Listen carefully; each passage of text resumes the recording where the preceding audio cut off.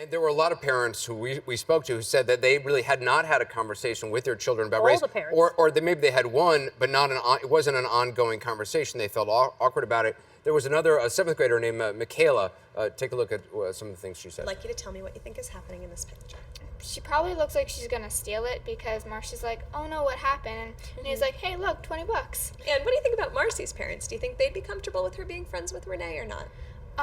Well, if they find out the situation that happened, they might be a little concerned about if Renee's a thief. In this one we have Erica and Allison, and they're also in the hallway at school. Can you tell me what it seems is happening in this picture? Allison looks like a sweet girl, so I think that she would pick up Erica's money and give it back to her. Michaela's parents, Jim and Jennifer, agreed to watch their daughter's test and talk about her responses. You see that, what goes through your mind? I mean, is there a conversation you want to have with her? Is there stuff you want to know more about? I would definitely want to pursue that conversation with her and find out why her perception was different based upon the color of the girl's skin.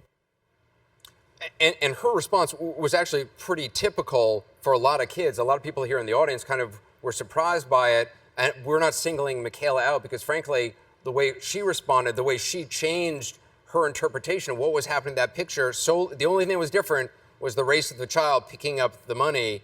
That response was, we got that more often than not. Yeah, it was very typical. Here's the thing. I think as parents, right, you want your kids to brush their teeth. You say, brush your teeth, brush your teeth, brush your teeth every day, 3 times a day. You're telling them this thing you want them to do.